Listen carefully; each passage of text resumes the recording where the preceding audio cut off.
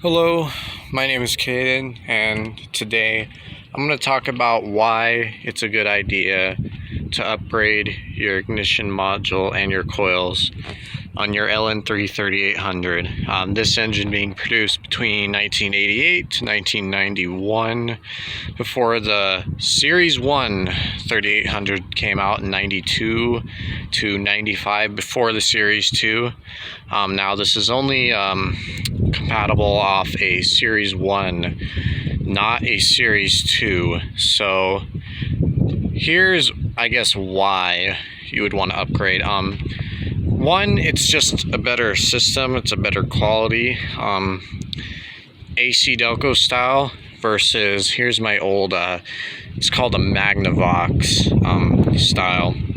And the biggest difference you'll see is the coil is one whole piece. It's not three separate packs like the old style, the stock style for this engine, where it's literally one piece. So if you have a misfire on a cylinder, say it's just cylinder number 4 or something like that, instead of replacing, whatever coil has cylinder 4 on it, you're talking about replacing the whole pack, which would be more expensive than just buying a single coil. So that's one reason. And like I said before, they just hold up longer. They were a little more perfected, I suppose, in the newer models versus the older model style. These had a tendency, when they'd go bad, they would leak out their grease. This isn't the grease, but it'll be kind of like a greenish color, the stock styles. It'll leak out all over the sides of it, and that's one sign that you would know that it was bad. But other symptoms can be crazy sometimes, stumbling to stalling to just a really rough idle, or like I was having at a higher RPM, you'll get a heavy misfire, lose a lot of power, smell a lot of raw, unburned fuel, just stuff like that. And another sign, early signs, your tachometer, if your car came with one, will kind of can act glitchy now and then, which mine also did sometimes. So that was another sign that led me to upgrade. So I got this whole assembly, coil packs and ignition module, all together for $20 at this junkyard. God damn, it is windy today. Hate it. Anyway, so it's real simple to swap these over. God damn, I wish it wasn't so windy out. But the plugs are the same. There's no wire splicing involved. It's like a 7mm or 9/32 plug. You just disconnect that. And on the factory style, you'll have 3 11mm bolts underneath that hold it in place. Like that. This is where we go. This is technically the bottom. So this would be the top. So this is where the 3 studs are.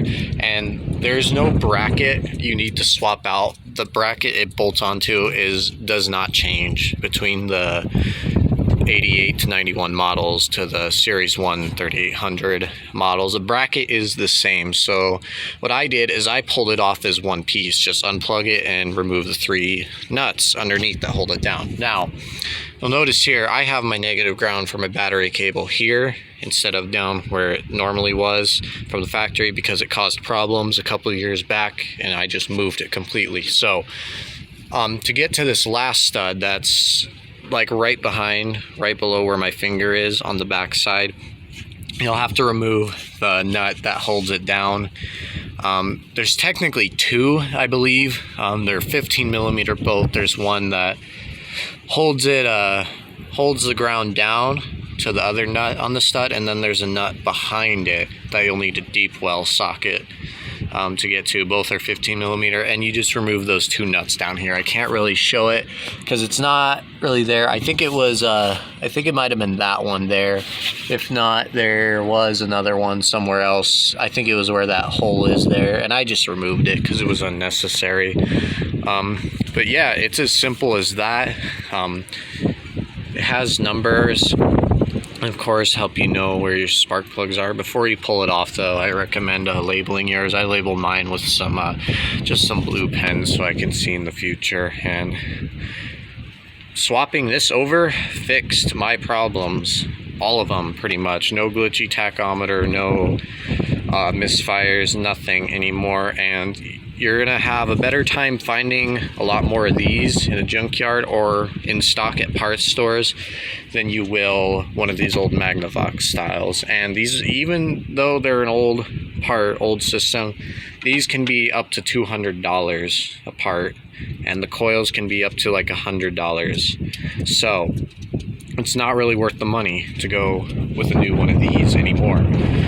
If anything, you'll want to go with new one of these. These coils are probably 40 bucks each, which is worth it, because if you only have a misfire on a certain cylinder, you can just replace the one pack for it, not the whole assembly.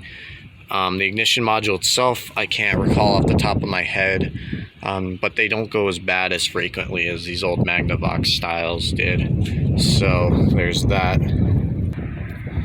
And they're just a lot more common in junkyards. You'll be able to find a lot more of these style than you will these style in the junkyards. I don't know if I said that already.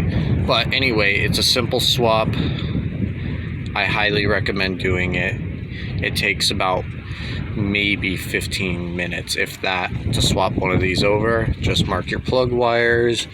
Optional, but you can remove the pack from the ICM. They have a backing plate. They have like a metal backing plate that helps ground out this module, and you can coat grease between that and the ignition module and help it last a little longer. I didn't bother messing with it because I figured it was still stock and it had already been done, so I didn't mess with it. Like I said, I just pulled it off as one piece and put it together, and I've been driving around a little while today and all my problems have been gone. So like I said, highly recommend it.